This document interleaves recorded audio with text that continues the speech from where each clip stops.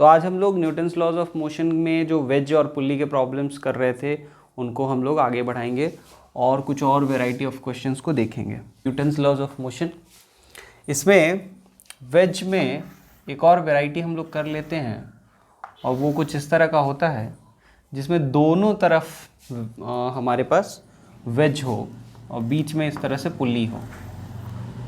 तो ऐसे क्वेश्चंस को कैसे करेंगे वो देखिए।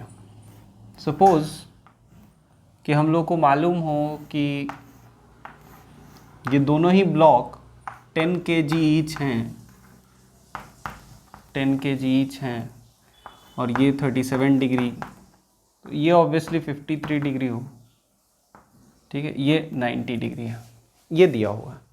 तो अब इसके बेसिस पे हम लोग को इनका एक्सेलरेशन बताना है कि किधर होगा एक्सेलरेशन।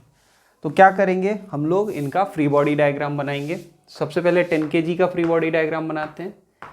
ये 10 kg, ये वाला लेफ्ट में जो है उसका नीचे 100 न्यूटन हो जाएगा। अच्छा, इधर टेंशन T आएगा और इधर नॉर्मल रिएक्शन होगा, R1 मान लेते हैं, क्योंकि दो ऐसे 10 kg के ब्लॉक हैं तो दो अलग अलग नॉर्मल रिएक्शन लेंगे। इस 100 न्यूटन को हम लोग ब्रेक कर लेंगे इधर और इधर।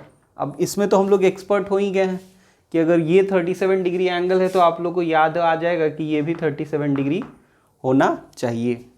तो इधर आ जाएगा cos 37, इधर आ जाएगा sin 37। ये cos 37 अगर है तो cos 37 का वैल्यू भूल तो नहीं गए? चलिए लिख लेते हैं। sin 37 degree is equals to 3/5 and cos 37 degree is equals to 4/5।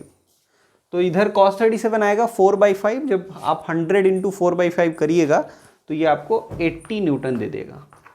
और इधर अगर आप निकालिएगा तो ये 60 न्यूटन होगा, 3/5 मल्टीप्लाई होगा और ये फोर्स हमने हटा दिया। उसी तरह से अब हम लोग दूसरे 10 kg का फ्री बॉडी डायग्राम बनाते हैं। ये दूसरा 10 kg ब्लॉक है, इसमें भी नीचे की ओर 100 न्यूटन फोर्स होगा। इधर टेंशन T ही रहेगा, पूरा एक सिंगल स्ट्रिंग है और सिंगल स्ट्रिंग में टेंशन सेम रहता है तो टेंशन T रहा, लेकिन नॉर्मल रिएक्शन R2 हो जाएगा। इस 100 को भी हम लोग ब्रेक कर सकते हैं। अगर इस तरह से हम लोग ब्रेक करें तो ये हमारा 53 डिग्री एंगल आएगा। अगर आप ध्यान से देखें तो ये, क्योंकि हम लोग को इंक्लाइंड प्लेन में ये 53 दिया हुआ है तो ये भी 53 आएगा। तो ये 100 है cos 53। अब cos 53 कितना होगा? जितना sin 37 होता है, ठीक है। तो cos 53 जो होगा वो 3/5 हो गया, तो इधर 60 न्यूटन फोर्स आ गया, ठीक। और इधर आपका 80 न्यूटन फोर्स आ गया। अब अगर फ्री बॉडी डायग्राम निकाला जाए, ये 53 डिग्री एंगल है, इधर हमने cos 53 लिया, इधर sin 53 लिया। अब अगर आप फ्री बॉडी डायग्राम देखें और मैं आपसे पूछूं कि बताइए किधर मोशन होगा, तो आप ऑब्वियसली कहेंगे कि मोशन इस सेंस में होगा, ठीक है। मोशन इस सेंस में होगा, मतलब एक्सेलरेशन उधर ही होगा। तो क्योंकि एक्सेलरेशन इसका इधर होगा तो ये पॉजिटिव ले लेंगे, ये नेगेटिव ले लेंगे, उसी तरह से ये पॉजिटिव ले लेंगे और ये नेगेटिव ले लेंगे, ठीक। मतलब एक्सेलरेशन के डायरेक्शन को पॉजिटिव, उसके अपोजिट वाला नेगेटिव। चलिए अब दोनों के लिए इक्वेशन ऑफ मोशन लिखा जाए तो सबसे पहले उसके लिए लिखते हैं 80 minus T is equal to 10A। 80 minus T equals to 10A। और इसके लिए क्या लिखेंगे? T minus 60 is equals to 10A। और जब आप इसको कट करिएगा तो 80 माइनस 60 यानी 20 आ जाएगा, equals to 20A and hence acceleration comes out to be 1 metre per second square. 1 metre per second square. तो इस तरह का कुछ सिचुएशन आएगा। तो हम लोग को अगर एक्सेलरेशन निकालना हो तो यहाँ से डायरेक्टली निकल गया, और नहीं तो फिर टेंशन भी निकालना हो तो किसी में पुट कर देंगे, टेंशन आ जाएगा T equals to 60 plus 10 into 1 यानी 70 न्यूटन। ये आपका टेंशन भी आ गया और साथ ही साथ आपका एक्सेलरेशन भी आ गया। जल्दी से इसको कॉपी कर लीजिए। अब हम लोग आगे बढ़ते हैं नेक्स्ट टाइप ऑफ क्वेश्चंस की तरफ। तो यहाँ पे वेज प्रॉब्लम्स कंप्लीट होते हैं, एटलीस्ट फिक्स्ड वेज वाले प्रॉब्लम्स कंप्लीट होते हैं। बाकी मूवेबल वेज वाले तो अभी बाकी है, लेकिन फिक्स्ड वेज और पुली वाले प्रॉब्लम्स इसी में हो गए। तो आई होप आपने ये कॉपी कर लिया होगा। अगर कॉपी कर लिया है मैं इसको मिटा देता हूँ। अब बाकी दूसरे वेराइटीज़ ऑफ क्वेश्चंस को हम लोग देखेंगे।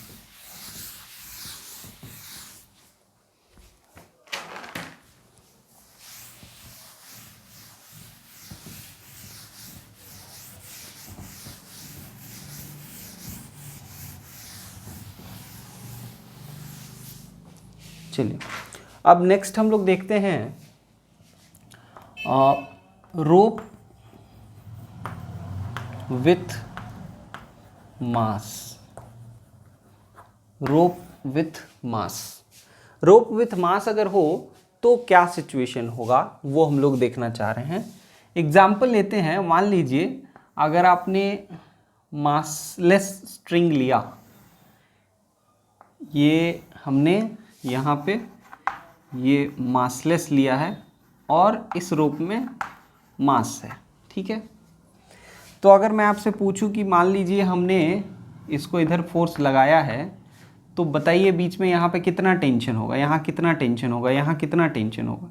तो बीच में अगर कोई ब्लॉक नहीं है, डायरेक्टली हमने स्ट्रिंग पे फोर्स लगाया है, तो हर पॉइंट पे जो टेंशन होगा वो F होगा, ठीक, क्योंकि ये मासलेस है। अगर आप सोचें कि कोई एक पोर्शन को हम लोग उठा लें, इस मासलेस स्ट्रिंग का हम लोग फ्री बॉडी डायग्राम बना रहे हैं, कोई एक पोर्शन को उठा लें, ठीक,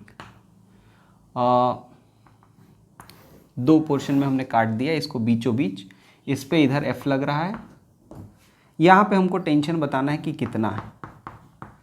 तो जो टेंशन यहाँ होगा वही टेंशन यहाँ होगा, है ना।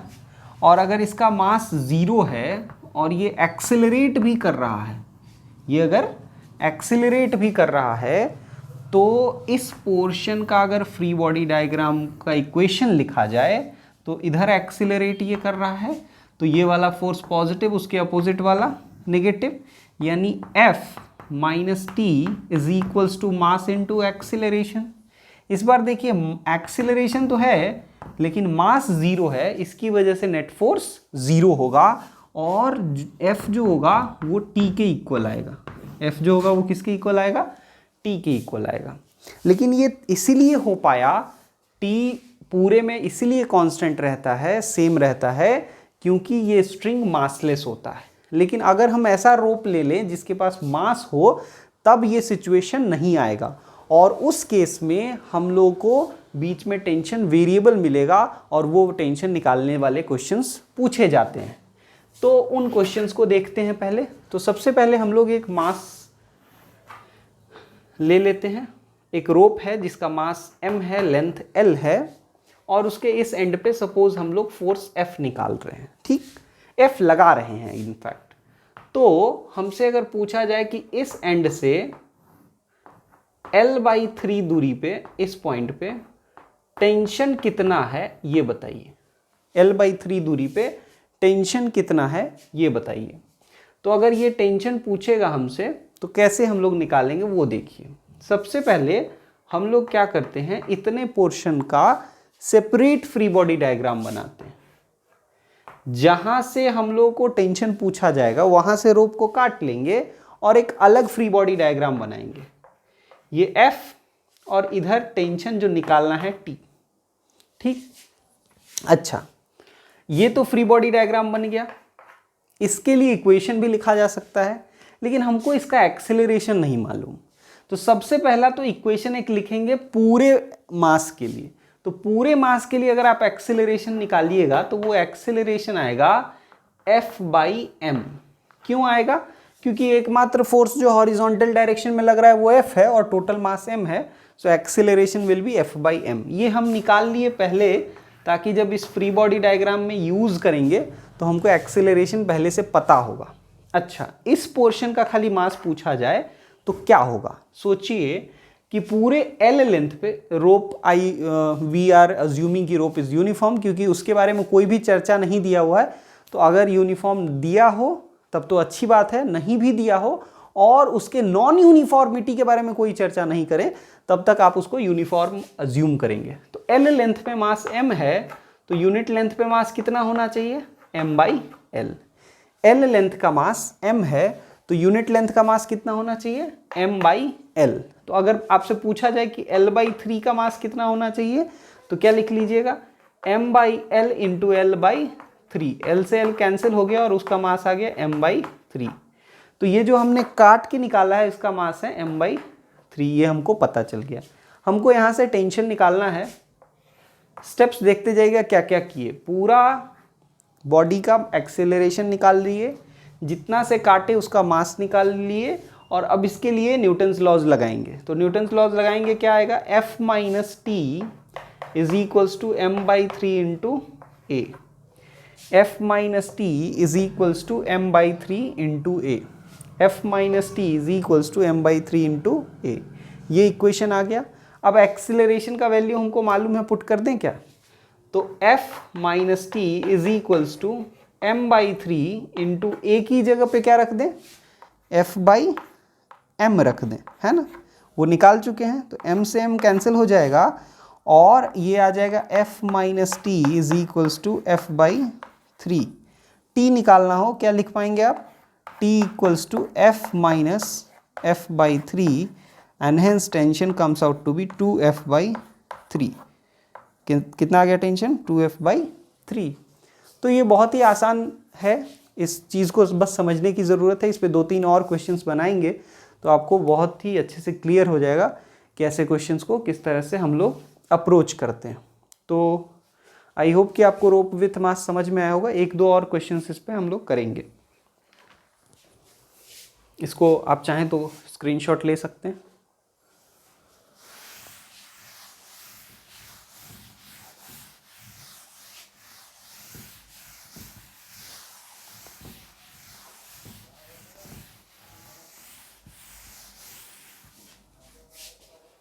तो ये हो गया रोप विथ मास। एक और क्वेश्चन आपको दे रहे हैं, बना के देखिए, है ना। आप रुकिएगा, फिर इसको अटेम्प्ट करिएगा और तब नहीं बने तो फिर सॉल्यूशन देख लीजिएगा। चलिए, तो इसको ये मान लेते हैं कि ये 5 kg का ब्लॉक है और ये मान लेते हैं 10 kg का रोप है। ठीक है, 5 kg का ब्लॉक है और 10 kg का रोप है, और रोप का जो लेंथ है वो अज्यूम कर लेते हैं 2 मीटर। ठीक, अच्छा, इस पे इधर फोर्स हम लोग लगा रहे हैं 45 न्यूटन। ठीक, find, we have to find tension. यहाँ से आपको 1 मीटर पे क्या टेंशन है वो निकालना, फाइंड टेंशन, है ना। यहाँ से इस एंड से 1 मीटर पे, यानी कि इस रोप के बीचों बीच कितना टेंशन है वो निकालना है आपको। ठीक, तो इसको बनाइए, पहले 1 मिनट अटेम्प्ट करिए और उसके बाद आप सॉल्यूशन देखिएगा। ठीक है, तो वीडियो पॉज कर लीजिए और अटेम्प्ट करिए। आई होप आपने अटेम्प्ट किया होगा और आपने आंसर भी ले आया है। अब हम लोग मैच करा के देखते हैं कि आपका आंसर सही आया या गलत। देखिए ध्यान से, सबसे पहला काम हमने उसमें क्या किया है, हमने इसमें एक्सीलरेशन निकाला है फोर्स बाय मास करके। तो क्या यहाँ भी वो कर सकते हैं, पूरे सिस्टम को एक ही मान सकते हैं, मान सकते हैं, क्योंकि सब एक साथ जा रहा है तो पूरे को एक सिस्टम मान लेंगे। तो एक्सीलरेशन क्या हो जाएगा, F by total mass. F by total mass ले सकते हैं, F कितना, 45 न्यूटन, टोटल मास कितना 15 kg, तो कितना आ गया 3 मीटर पर सेकेंड स्क्वायर। तो सबसे पहले हमने एक्सेलरेशन निकाल लिया। दूसरा अब क्या करते हैं, उस जो पोर्शन है जहाँ पे टेंशन निकालना है उसको एक अलग ले लेते हैं एंटिटी। ठीक, अब सोचिए 2 मीटर का मास 10 kg है, तो 1 मीटर का मास कितना होगा 5 kg होगा कि नहीं, इसमें तो निकालना भी नहीं पा रहा, डायरेक्टली निकाल लेंगे। तो ये 5 kg हो गया, इधर जा रहा है 45 न्यूटन, इधर है टेंशन T, उधर जा रहा है 45 न्यूटन, इधर है टेंशन T। अब देखिए क्या होगा, हम लोग इसके लिए इक्वेशन लिख लेंगे। ये भी तो उतने ही एक्सेलरेशन से जा रहा है ना, 3 मीटर पर सेकेंड स्क्वायर। तो इक्वेशन क्या लिख लेंगे, 45 minus T is equals to 5 into 3, ठीक। 45 minus T equals to 5 into 3, so T कितना आ जाएगा 45 माइनस 15, यानी टी आ गया 30 न्यूटन। अच्छा, कोई सोचे कि सर यही पोर्शन क्यों, हम यहाँ वाला काट के निकाल सकते हैं क्या? तो आंसर है बिल्कुल निकाल सकते हैं, एकदम आराम से निकाल सकते हैं। आप चाहें तो यहाँ वाले पोर्शन को काट लीजिए, ठीक है, थोड़ा आसान भी हो जाएगा, हो सकता है। ये 5 kg है और ये भी 5 kg है, सोचिए आप, टोटल 10 kg है, तो 1 मीटर काटे तो ये 5 kg बचा और पीछे वाला 5 kg। और यहाँ टेंशन वही लग रहा होगा ना जो टेंशन यहाँ लग रहा है, क्योंकि वहीं से काट के आधा पोर्शन यहाँ लिखे, आधा पोर्शन यहाँ लिखे। तो ये टेंशन जो होगा वो तो डायरेक्टली मास इनटू एक्सीलरेशन होगा। ये टेंशन मास इनटू एक्सीलरेशन के बराबर। कितना मास है तो 10 kg, एक्सीलरेशन कितना है 3, तो कितना आ गया टेंशन 30 न्यूटन। अरे वाह, ये तो वही आंसर आया जो यहाँ से आया, ये तो वही आंसर आया जो यहाँ से आया। तो इसका मतलब है कि इस मेथड से भी सेम आंसर आएगा। यहाँ से काट लो, भले इसका फ्री बॉडी डायग्राम बना के देख लो तब टेंशन निकाल लो, चाहे इसका फ्री बॉडी डायग्राम निकाल लो, बना लो और टेंशन निकाल लो, तो दोनों से ही सेम आंसर आएगा, कोई दिक्कत नहीं है। इनफैक्ट ये आसान लगे इसी से कर लो। चलिए, आई होप कि आपको ये समझ में आ गया होगा। इस पे एक दो और वैरायटी को देखते हैं।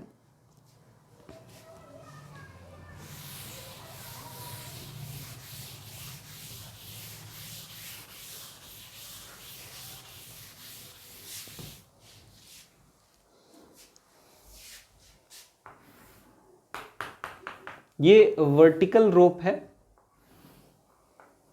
मान लेते हैं ये 15 kg का रोप है और इसका लेंथ मान लेते हैं कि 2 मीटर है।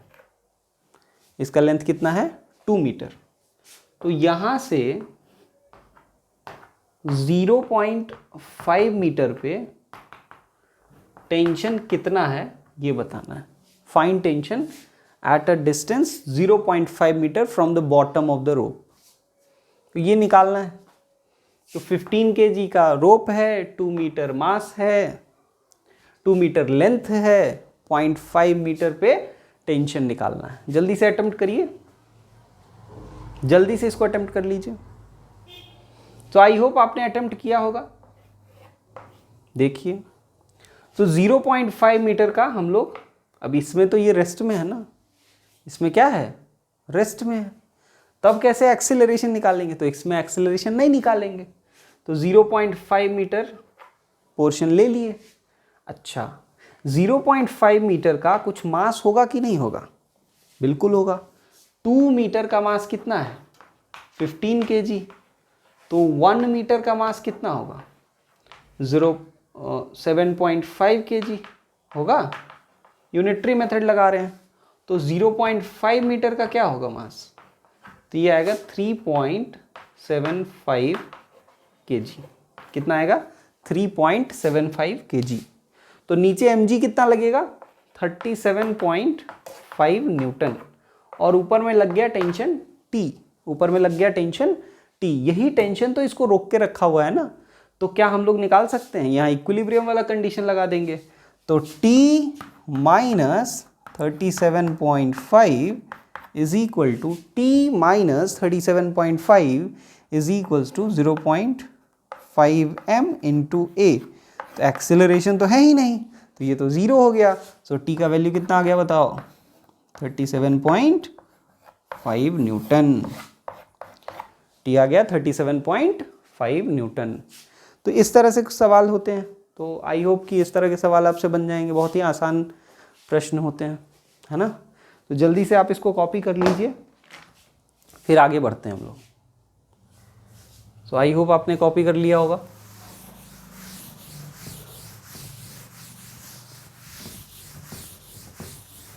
चलो कहानी को आगे बढ़ाते हैं।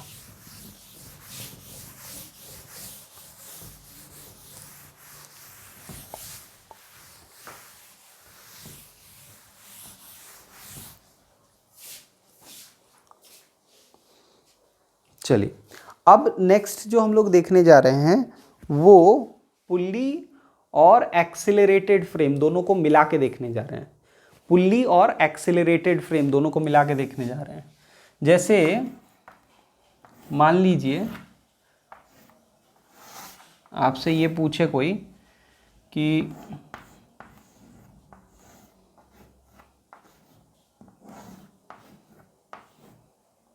ये 4 kg है और ये 6 kg है और ये एक्सेलरेट हो रहा है 2 मीटर पर सेकेंड स्क्वायर से।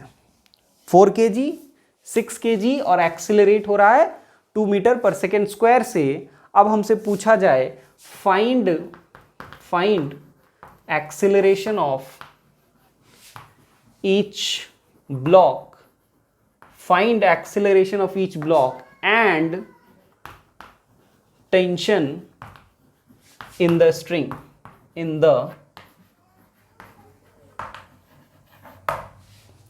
find acceleration of each block and tension in the string। ये पूछ दिया, अब कैसे बनाएंगे? तो देखिए ये एक्सेलरेटेड फ्रेम है तो यहां पे क्या आएगा, पुल्ली हमने पढ़ा है स्यूडो फोर्स लग जाएगा क्योंकि एक्सेलरेटेड फ्रेम में है। तो हम लोग यहीं पे बैठेंगे और इसका फ्री बॉडी डायग्राम बनाएंगे और तब फिर फाइनल एक्सेलरेशन निकालेंगे। तो देखिए क्या होगा, हम लोग 6 kg का ब्लॉक यहां रख दिए, 4 kg का ब्लॉक यहां रख दिए, इसका फ्री बॉडी डायग्राम बना रहे हैं। नीचे लगेगा 60 न्यूटन, नीचे लगेगा 40 न्यूटन, ऊपर लगेगा टेंशन टी, ऊपर लगेगा टेंशन टी।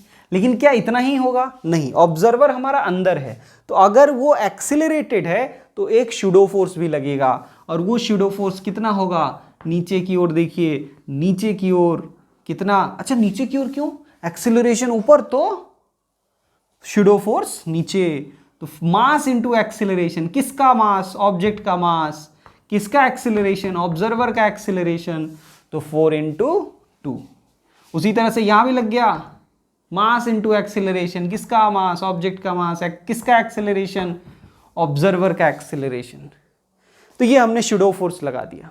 ठीक, अब देखिए इसके रेस्पेक्ट में इनका जो एक्सेलरेशन होगा वो बिल्कुल वैसे होगा जैसे नॉर्मल अर्थ पे होता है। इधर ये एक्सेलरेट करेगा ए से और इधर ये एक्सेलरेट करेगा ए से, है ना। इसके रेस्पेक्ट में ऐसा होगा, बाहर के रेस्पेक्ट में अभी नहीं बात कर रहे हैं, अभी इसके रेस्पेक्ट में बात कर रहे हैं। तो अगर इसके रेस्पेक्ट में देखा जाए तो इसका एक्सेलरेशन नीचे, इसका एक्सेलरेशन ऊपर। तो क्या लिखेंगे इक्वेशन लिखेंगे 60 + 12 - t = 6a। 60 + 12 - t = 6a। इसके लिए क्या लिखेंगे, t - 40 - 8 = 4a।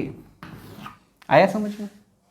60 + 12, क्योंकि एक्सेलरेशन नीचे है तो ये वाला डायरेक्शन पॉजिटिव, उसके अपोजिट वाला नेगेटिव। 60 + 12 - t, 60 + 12 - t = 6a और t - 40 - 8 = 4a। t से t कट गया, 60 - 40 20 और 12 - 8 4, तो 24 =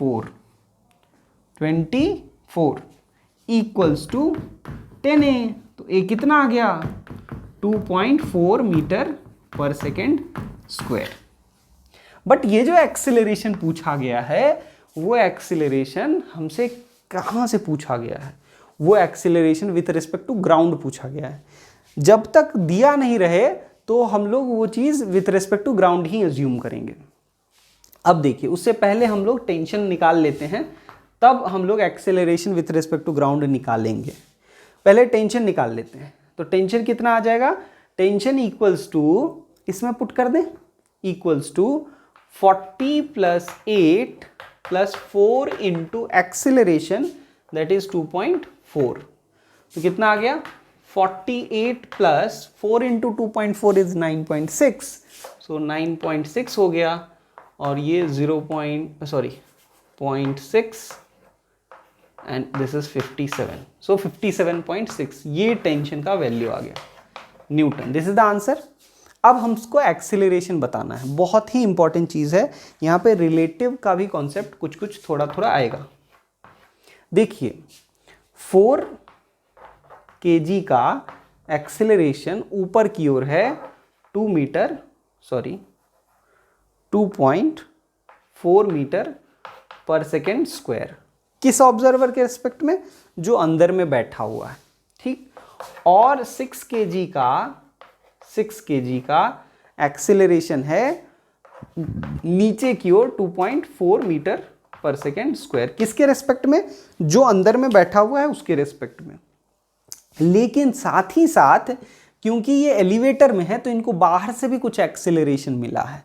बाहर से इसको एक्सेलरेशन मिला है ऊपर की ओर 2 मीटर पर सेकेंड स्क्वायर, क्योंकि ये एलिवेटर में है। तो एलिवेटर में होने की वजह से इसमें एक्सेलरेशन और ऐड हो जाएगा और इसका नेट एक्सेलरेशन हो जाएगा 4.4 मीटर पर सेकेंड स्क्वायर। इसमें क्या होगा? इसमें इसका एक्सेलरेशन है 2.4 मीटर पर सेकेंड स्क्वायर, लेकिन एलिवेटर की वजह से ये ऊपर भी जा रहा है with acceleration 2 meter per second square, and hence its resultant acceleration with respect to ground will be only 0.4 meter per second square। आप सेम आंसर ला सकते हैं कहाँ से? आप सेम आंसर ला सकते हैं by using the concept of relative velocity और relative acceleration also। चलिए उसको भी करके देख लेते हैं एक बार कि सेम आंसर आता है कि नहीं। पहले यहाँ तक कॉपी कर लीजिए। यहाँ पे मैं बता देता हूँ आपको, कोई एक का निकाल के दिखा देता हूँ। Acceleration of 4 kg with respect to ground हमको निकालना है। तो acceleration of 4 kg with respect to A, इसका नाम ए रख देते हैं, वो होगा acceleration of 4 kg with respect to A equals to acceleration of 4 kg with respect to ground minus acceleration of A with respect to ground. ठीक है, अब हम लोग को acceleration of 4 kg with respect to ए मालूम है क्या? हाँ मालूम है, ऊपर की ओर है पॉजिटिव 2.4 इक्वल्स टू, ये हमको निकालना है minus acceleration of A with respect to ground. Acceleration of A with respect to ground is also 2, ऊपर की ओर ही है, तो acceleration of 4 with respect to ground comes out to be 2.4 plus 2 यानी 4.4 metre per second square. Same concept आप use करिएगा, दूसरे वाले में भी सेम आंसर आएगा। तो आई होप कि आपको समझ में आ गया होगा यहाँ तक। जल्दी से कॉपी कर लीजिए, स्क्रीन पॉज करके जल्दी से कॉपी कर लीजिए। चलिए, तो कॉपी हो गया, आगे बढ़ते हैं।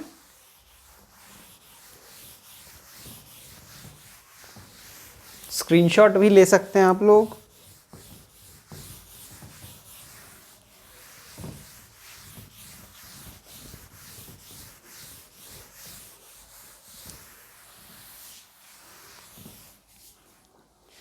तो इस तरह के एक और क्वेश्चन को देते हैं ताकि आप लोग को पूरा पूरा अंदाज़ा हो जाए कि किस तरह से क्वेश्चन को सॉल्व किया जाता है।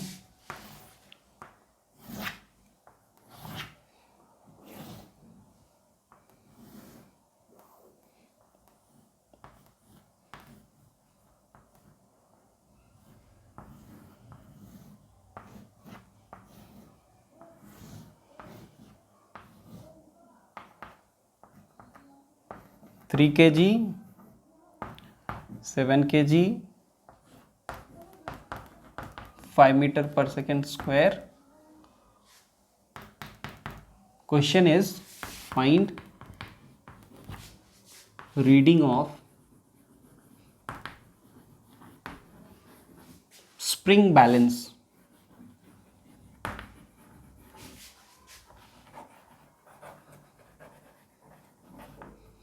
जो स्प्रिंग बैलेंस यहां पे आपको दिख रहा है, इस स्प्रिंग बैलेंस का रीडिंग निकालना है। चलिए निकाल के देखते हैं। हमको स्प्रिंग बैलेंस का रीडिंग निकालना है, चलिए निकाल के देखते हैं। अटेम्प्ट करिए जल्दी से। आई होप आपने अटेम्प्ट किया। अब हम लोग इसको सॉल्व करते हैं। मैच करिए। 3 kg, 7 kg, 30 न्यूटन, 70 न्यूटन, ये mg हमने लिख दिया क्योंकि यहीं के ऑब्जर्वर से एनालिसिस करा रहे हैं, तो एक शूडो फोर्स भी देंगे, एक शूडो फोर्स भी देंगे। तो 3 × 5 mass of body acceleration of observer, 7 × 5 mass of body acceleration of observer, और ऊपर में टेंशन T, यहाँ भी टेंशन T। इस ऑब्जर्वर के रेस्पेक्ट में इसका एक्सेलरेशन नीचे डाउनवर्ड्स a और इसका एक्सेलरेशन अपवर्ड्स a। बस इसी कॉन्सेप्ट के साथ अब हम लोग काम करेंगे। तो पहले उसके लिए इक्वेशन लिखते हैं। तो 70 minus 7 into 5 equals to 70 minus 7 into 5 equals to अच्छा एक टी भी बच गया क्या, 70 plus 7 into 5 minus T is equals to 7a। और दूसरे के लिए लिखेंगे t माइनस 30 माइनस 3 इंटू 5, 15 लिख देते डायरेक्ट, 3 इंटू a। t से t cancel, 70 minus 30 is 40 minus 7 into 5 35 minus 15 तो प्लस ही आ जाएगा, है ना। 35 minus 15 that is 20 equals to 10a। तो a कितना आ गया बताओ, बोले यार a कितना आ गया, a equals to 60/10 so it becomes 6 metre per second square. a is 6 metre per second square. Acceleration निकल गया। अब हम लोग को ग्राउंड के रेस्पेक्ट में एक्सीलरेशन निकालने की इसमें ज़रूरत नहीं है, हमको तो बस रीडिंग पूछा है। तो रीडिंग बताइए, आपको याद होगा हमने आपको बताया था कि ये पुल्ली है, यहाँ टेंशन T, यहाँ टेंशन T, तो यहाँ पे टेंशन 2T होता है। तो हम लोग को यही स्प्रिंग का रीडिंग होगा, हम लोग का जो 2T होगा वही स्प्रिंग का रीडिंग होगा। तो स्प्रिंग का रीडिंग 2T कैसे निकालेंगे, पहले T निकालेंगे फिर 2T निकालेंगे। तो T पहले निकालिए, पुट करिए इसी में पुट कर देते हैं। तो T का वैल्यू कितना आएगा, T equals to 30 plus 3 into 5 means 15, so 45 plus 3 into a कितना है 6 इंटू 3, तो 3 into 6 is 18, so t equals to 45 plus 18 कितना हो गया, 45 प्लस 15 60 प्लस 3 63, तो 63 न्यूटन। पर ये रीडिंग नहीं होगा स्प्रिंग का, स्प्रिंग का reading of spring balance, reading direct reading खाली लिख देते हैं, equals to 2T equals to 63 into 2 that is 126 newton, 126 newton. I hope कि क्लियर हो गया होगा आप लोगों को। जल्दी से बना लीजिए, जल्दी से इसको कॉपी करिए, आगे बढ़ते हैं हम लोग।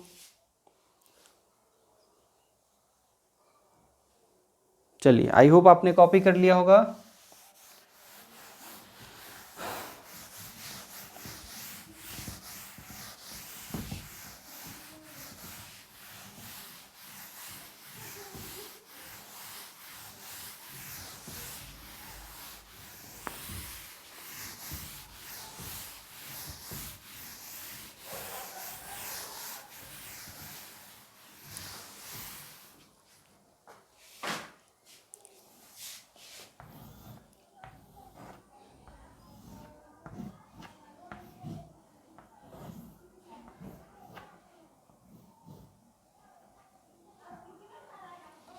सपोज ये 2 kg का ब्लॉक है और ये 3 kg का ब्लॉक है और हमने ऊपर की ओर फोर्स लगा दिया F, तो और ये ऐसे ग्राउंड में रखा हुआ है, कैसे है, ग्राउंड में रखा हुआ है ना। क्वेश्चन क्या पूछ रहा है, देखिए क्वेश्चन ये पूछ रहा है find tension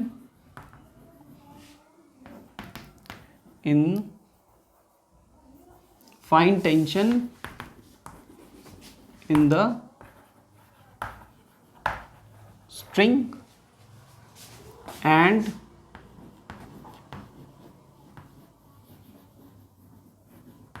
acceleration of each block in following cases.